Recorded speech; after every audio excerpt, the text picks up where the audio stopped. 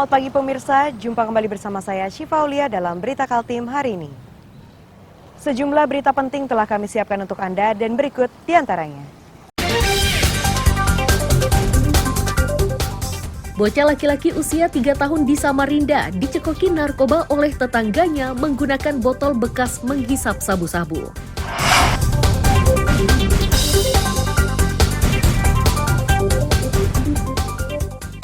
Sebuah rumah di Samarinda tiba-tiba roboh ketika tetangganya memperbaiki rumah.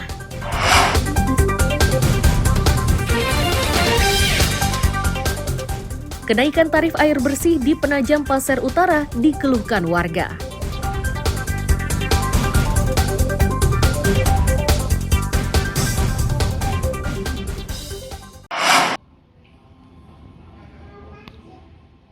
Ibu dari bocah laki-laki usia 3 tahun ini mengadu ke sentra pelayanan kepolisian di Polresta Samarinda. Ibu korban yang ditemani kuasa hukum dan tim reaksi cepat perlindungan perempuan dan anak ini mengadukan tetangganya yang telah mencekoki anaknya dengan minuman dari botol sisa menghisap sabu-sabu. Kejadian tersebut menyebabkan anaknya tidak bisa tidur selama 2 hari 2 malam.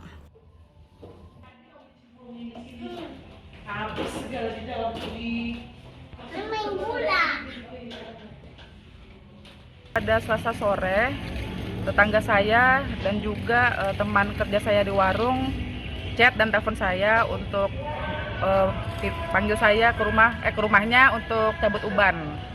Nah, setelah di sana saya cabut uban, kebetulan anak saya haus, minta minum. Dan tuan rumah mengasih botol aqua yang isinya sudah setengah airnya. Setelah pulang dari situ, anak saya tidak mengkonsumsi apa lagi. Tapi kok sudah jam 9 malam sampai jam 12 malam kok anak saya belum tidur, keringatan dan juga tidak mau makan. Dan dia bergadang sampai pagi. Jadi sampai pagi itu dia tuh ngoceh-ngoceh aja, gak mau makan, gak mau minum. Tim Reaksi Cepat Perlindungan Perempuan dan Anak atau TRC PPA Kaltim bersama kuasa hukum orang tua korban meminta agar perkara ini ditangani serius polisi karena ulah pelaku dinilai mengancam masa depan korban.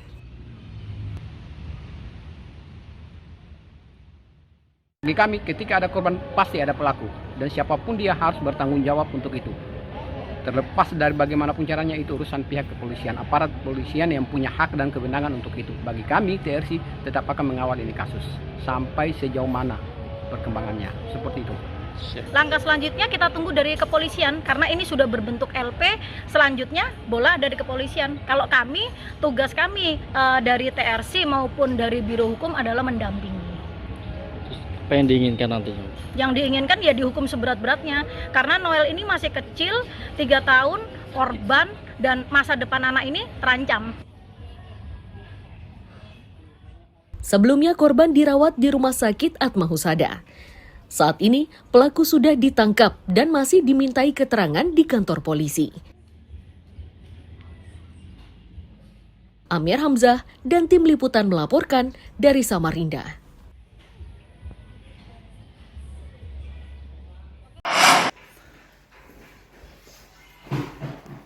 Pria yang digiring polisi ini bernama Yusman.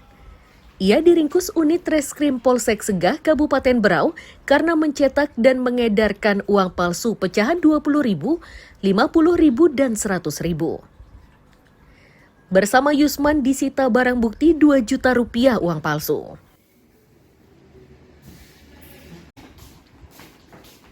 Sejatinya Yusman merupakan karyawan sebuah perusahaan perkebunan kelapa sawit di Segah. Ia mencetak uang tersebut untuk dibelanjakan termasuk membayar gaji pekerja sawit. Ulahnya terbongkar setelah dilaporkan warga yang curiga dengan fisik uang pemberian Yusman.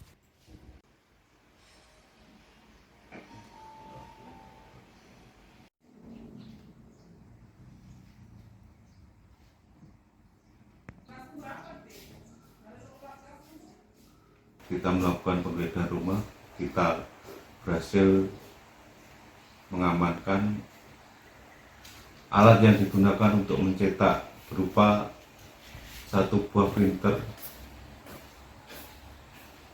1 buah gunting, dan sisa-sisa uang yang dicetak yang tidak jadi sekitar 5 lembar. Dari pengamanan itu sendiri, apakah pengedarannya cuma di dalam lokasi perusahaan atau sampai ke luar perusahaan? Menurut keterangan pelaku, sementara yang diakui di perusahaan GKL itu aja. Berarti di warung-warung perusahaan aja, Bang? Di warung sama itu, dia mengganti uang gaji karyawan itu dengan uang palsu sebagian. Untuk statusnya sendiri, apakah dia ini salah satu karyawan dari PBKL atau hanya numpang dengan keluarga di sana? Di sana untuk pelaku ini statusnya pekerja. Untuk mempertanggungjawabkan perbuatannya, Yusman dijerat pasal 244 KUHP tentang pemalsuan uang dengan ancaman pidana 15 tahun penjara dan denda 5 miliar rupiah. Amir Hamzah dan Miko Gusti melaporkan dari Kabupaten Berau.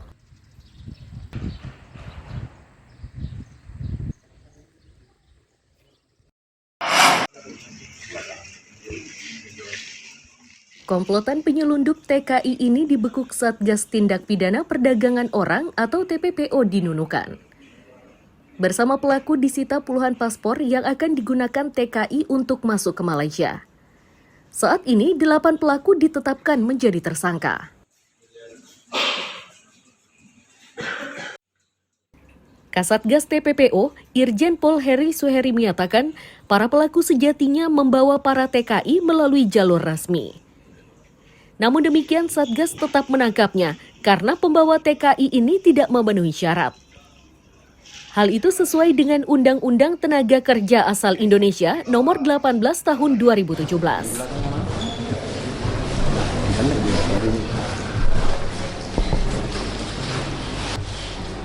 Saat ini kami telah mengungkap 9 kelompok jaringan TPPO dan juga kami sudah menerbitkan 9 laporan polisi dan juga kami telah menahan 8 orang tersangka.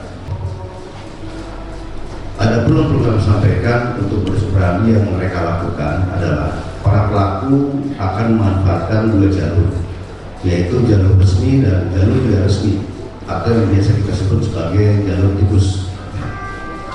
Nah, untuk pengguna jalur resmi, pelaku akan merekrut para korban dari daerah asalnya, yaitu dengan menyiapkan tiket perjalanan, lalu bersama-sama dengan korban berangkat menggunakan kapal menuju Malaysia.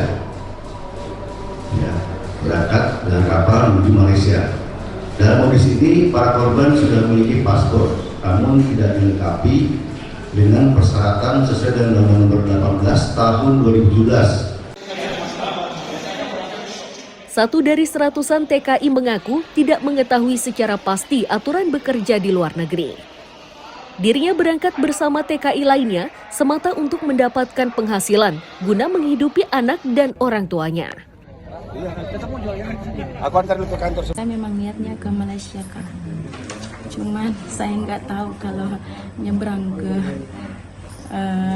negara sebelah itu memang harus punya administrasi yang lengkap. Saya punya KTP, ijazah saja.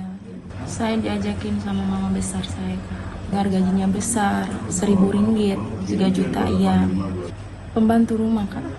Karena niatnya ke sana itu mau ongkos adik saya, orang tua saya di sana. Susah sekali. Para tersangka dijerat Undang-Undang Ketenagakerjaan dengan ancaman pidana 10 tahun penjara. Amir Hamzah melaporkan dari Nunukan, Kalimantan Utara.